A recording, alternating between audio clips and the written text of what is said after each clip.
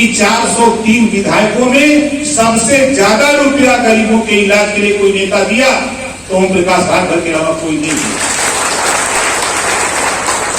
इसी बात की चर्चा करो गांव में कि भाई आपके गांव में, आपके रिश्तेदारी में, आपके पड़ोस में ईश्वर न करे आप बीमार हो, अगर कोई बीमार होता इलाज कराना ऑपरेशन, एस्टीमेट बनवा लो, एस्टीमेट की ओरिजिनल कॉपी दे दो, आय प्रमाण पत्र बनवा के ओरिजिनल कॉपी दे दो, आधार कार्ड की कॉपी दे दो, जितना रुपया तेरा डॉक्टर बना के देगा उतना रुपया तेरे हॉस्पिटल में हमारी पार्टी पहुंचाने का काम करेगी। यही बात तो आपको समझाना है, इसमें तो न आपका लगना है न हमारा लगना है। अब जहां जा रहे हो इस बात को समझाने के लिए, अब आप खुद समझ लो। जब ये बोलने लगोगे अगर 20 आदमी है तो आपको सुनते सुनते 30-40 आदमी हो जाएंगे और ये कहेंगे कहीं नेता तो बहुत अच्छा है, ये तो अच्छा सुझाव दे रहा है, न सरकार की बनाने की बात करता है न बिगाड़ने की बात करता है, ये तो गरीबों के इलाज की बात करता है। ये बात लोगों को पसंद भी आएगी।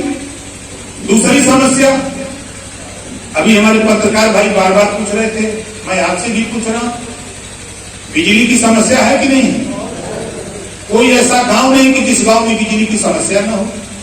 आप गांव में अगर 25 आदमी को बैठा लो, 50 आदमी को बैठा लो और वहां ये बताओ कि भाई आज बाबा साहब डॉक्टर अम्बेडकर जी के संविधान के बदौलत 2 प्रदेश है, पंजाब और दिल्ली, वहां की सरकार, आप यूनिट नहीं समझा पाते, मत समझाओ। घरेलू बिजली, पंखा, ट्यूबलाइट का बिल पंजाब और दिल्ली की सरकार माफ किया है, तो हम दिल्ली की सरकार की तरह, पंजाब की तरह यूपी में भी हम आपको संगठित करके हम बिजली का बिल माफ कराना चाहते हैं। बताओ कोई विरोध करेगा? लेकिन आप बोलोगे नहीं, एकदम कुंभकर्ण की नहीं सो जाते हो 6 महीना, अरे जगाने कौन आएगा? कोई नहीं आएगा। हम एक ऐसे टीम है, हम अपनी विधानसभा जहां चुनाव लड़े छोड़ देते हैं, हम पूरे प्रदेश में, देश में घूमते हैं। इस नाते घूमते हैं, एक ललक है, एक सोच है, एक महापुरुष महामानव बाबा साहब पैदा हुए, मानवर कांशीराम पैदा हुए, राष्ट्रपिता महात्मा गांधी जी पैदा हुए, तमाम महापुरुष पैदा हुए, कुछ करके गए और समाज को कुछ मिल रहा है। हम इसी नाते हम परेशान हैं और आपसे कह रहा हूं कि यही 2 बात, बिजली की समस्या, इलाज। तीसरा सवाल, हमारे जितने साथी हो थोड़ा अध्ययन करो। अध्ययन करने की कोई उम्र नहीं होती है। आपके मोबाइल में गूगल बाबा रहते हैं और गूगल पे क्लिक करके खाली पूछ लो तेलंगाना की शिक्षा नीति, बता देगा वो। तेलंगाना में 1972 से लेकर अब तक 500 कॉलेज खोला है वहां की सरकार। 4 करोड़ आबादी में 500 कॉलेज खोला, केजी से पीजी तक, कापी, किताब, फीस, दवाई, भोजन, वजीफा, कपड़ा, जूता, मोजा, टाई, बैग, साइकिल फ्री में देकर डॉक्टर, मास्टर, इंजीनियर, कलेक्टर बनाने के लिए 4 करोड़ आबादी में 2 लाख गरीबों के बच्चों को हर साल शिक्षा तेलंगाना सरकार दे रही है। एक हम लोगों की सरकार है, चाहे वो सपा की बनी हो, चाहे बसपा की बनी, चाहे कांग्रेस की बनी, चाहे भाजपा की। क्या ये व्यवस्था तेलंगाना की यहां नहीं चाहते हो? आप ये कहो कि हम चाहते हैं, हमारी पार्टी चाहती है कि हम एक समान अनिवार्य फ्री शिक्षा लागू कराने के लिए हम आपके गांव में चौपाल लगा के आपका सहयोग चाहते हैं। जब ये बात करेंगे तो उसमें से भी खड़े हो जाएंगे कि हम आपके साथ खड़े रहेंगे इस लड़ाई में। बहुत से ऐसे माँ बाप हैं, बहुत से ऐसे बच्चे हैं जो पैसे के अभाव में नहीं पढ़ पा रहे। शिक्षा इतनी महंगी होती जा रही है, बच्चे नहीं पढ़ पा रहे, बच्चियां नहीं पढ़ पा रही। इस बात को आपको बताने की जरूरत, लेकिन हम क्या समझाएं? आज 20 साल से हम समझा रहे जातिवाद जनगणना।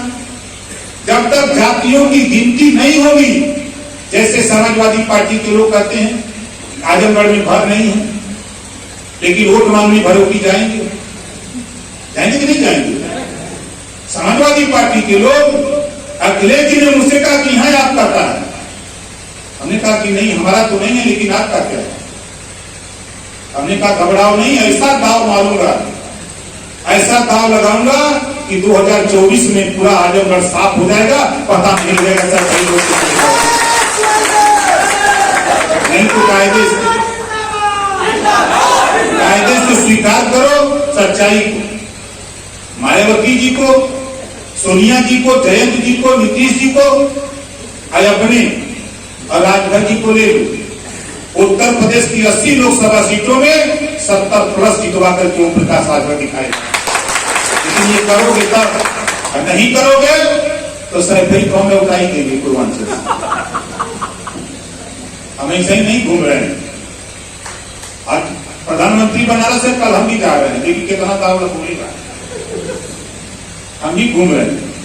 तो मकसद साथियों, जातिवाद जनगणना से क्या फायदा? आप गांव में जब चौपाल लगाओ तो इस बात को बताओ कि जातिवाद जनगणना से क्या क्या लाभ है। जातियों की गिनती होगी। बाबा साहब डॉक्टर अम्बेडकर जी ने संविधान में व्यवस्था दिया, हर 10 साल पे जातियों की गिनती होगी। जो जाति सामाजिक और शैक्षणिक रूप से पिछड़ गई है, उसको सभी क्षेत्रों में सरकार सुविधा देकर ऊपर उठाने का काम करे हर 10 साल में। ये व्यवस्था बाबा साहब ने दिया। जातियों की गिनती होगी तो शिक्षा के लिए बजट मिलेगा, जातियों की गिनती होगी तो स्वास्थ्य के लिए बजट मिलेगा, जातियों की गिनती होगी तो बेरोजगारों को रोजगार मिलेगा, जातियों की गिनती होगी तो नौकरियों में हिस्सेदारी मिलेगी। यही तो बात बताना है। आप बताओ कितने लोग इस बात को बता सकते हो? जरा हाथ उठाओ। हाथ तो सब लोग उठा रहे हो भाई, लेकिन हमारे जाने के बाद बुलाया करोगे?